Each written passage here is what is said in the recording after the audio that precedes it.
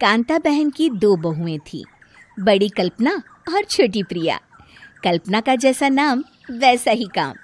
सारा दिन कल्पनाओं में रहती, ना कोई काम करती ना कोई धाम। अरे कल्पना बहू, जरा अच्छी सी चटनी पीस दे, आज कुछ मजेदार खाने का मन है।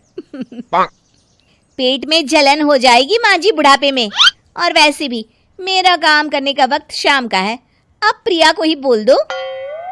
इतना कहकर कल्पना वहां से चली जाती है। कांता कल्पना के ऐसे रवैये से काफी परेशान रहती हैं। मैं बना देती हूँ माँ चटनी। ऐसा बोलकर प्रिया माँ को चटनी बनाकर प्लेट में खाने को देती है कि तभी वहां कल्पना आ जाती है। अरे वाह चटनी, जरा चख कर तो देखूं, बड़े दिन हो गए। अरे नहीं बहू, तू तो रहने ही दे चटनी खाना, पेट में जलन हो जाएगी।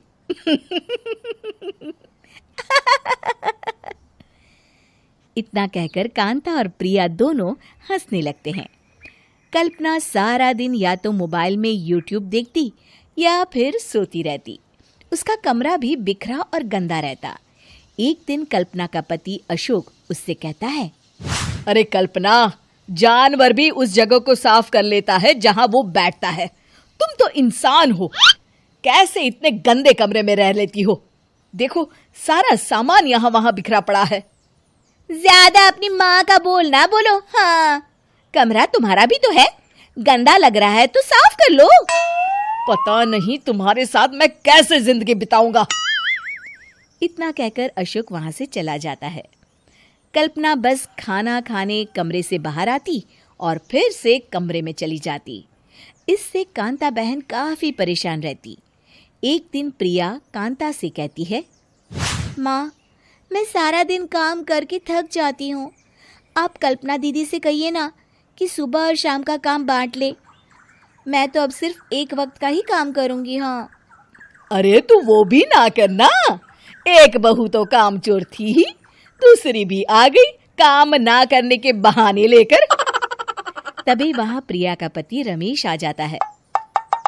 माँ, मैं देख रहा हूँ भाभी कोई काम नहीं करती, प्रिया सारा दिन घर और रसोई का काम करती है, अब कुछ करो ना माँ। कांता मन में कुछ सोचती है और कल्पना के पास जाती है। कल्पना फोन पर मेकअप करना देख रही होती है। कल्पना, तुम सारा दिन बस मोबाइल देखती हो, घर का कोई काम भी कर लिया करो। प्रिया सारा दिन काम करके थक जाती है। आज से मैंने फैसला किया है, एक वक्त का काम तुम करोगी, सुबह का खाना तुम बनाओगी और रात का प्रिया। आप लोगों ने काम को हवा बना रखा है। अरे पता नहीं थोड़ा सा ज्यादा काम करने में आप लोग घबरा क्यों जाते हैं। और हाँ, बहुत ज्यादा प्रिया की तारीफ मत करिए मेरे सामने, बड़ी बहू तो मैं ही रहूंगी। मैं कुछ नहीं जानती, कल सुबह मुझे वक्त से खाना चाहिए, रसोई में आ जाना, वरना कल से तुझे खाना नहीं मिलेगा। अगली सुबह कल्पना रसोई में नहीं आती है। वो देर से सोकर उठती है और बाहर आकर कहती है, अरे भूख लगी है, आज खाने में क्या है? इतनी देर हो गई, आज किसी ने मुझे उठाया भी नहीं, पता नहीं कहाँ है सब। कल्पना को घर में कोई नहीं दिखता। वो रसोई की तरफ जाती है जहां बड़ा सा ताला लगा होता है।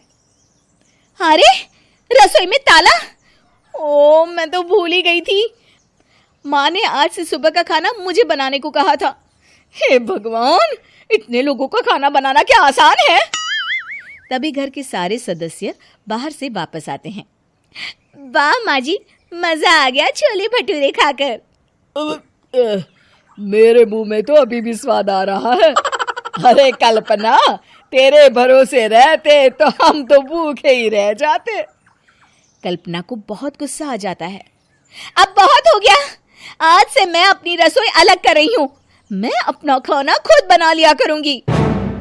कल्पना अपनी रसोई अलग कर लेती है, पर आए दिन उसका देर से उठना और काम न करने की आदत से वो भूखी ही रह जाती थी। उसी के सामने घर के लोग अच्छे अच्छे पकवान खाते और कामचोर कल्पना को जैसे तैसे ही खाना बनाकर खाना पड़ता। पर एक दिन तो हद ही हो गई।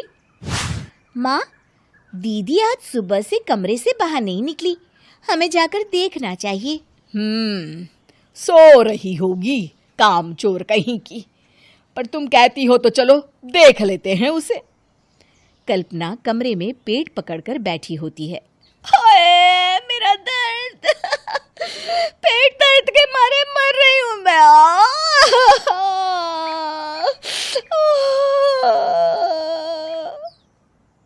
अरे दीदी क्या हुआ, पेट में दर्द क्यों हो रहा है? डॉक्टर को दिखाया आपने? माँ, कल्पना खड़ी होती है और माँ जी के पास आती है। मुझे माफ कर दीजिए, अब से मैं सारे काम में मदद करूंगी, कभी आलस और काम चोरी नहीं करूंगी। हाँ हाँ वो तो ठीक है, लेकिन अचानक क्या हो गया जो तू काम करने को तैयार हो गई? कामचोर कल्पना। माँ, लगातार बासी और उल्टा पुल्टा खाना खाने के कारण मेरे पेट में इन्फेक्शन हो गया है। काम न करना पड़े इसलिए मैं 2 दिन का खाना एक दिन ही बना लेती थी। बासी और खराब खाना खाने के कारण लेने के देने पड़ गए। पेट में दर्द हो रहा है। चलो अच्छा हुआ, देर आए दुरुस्त आए।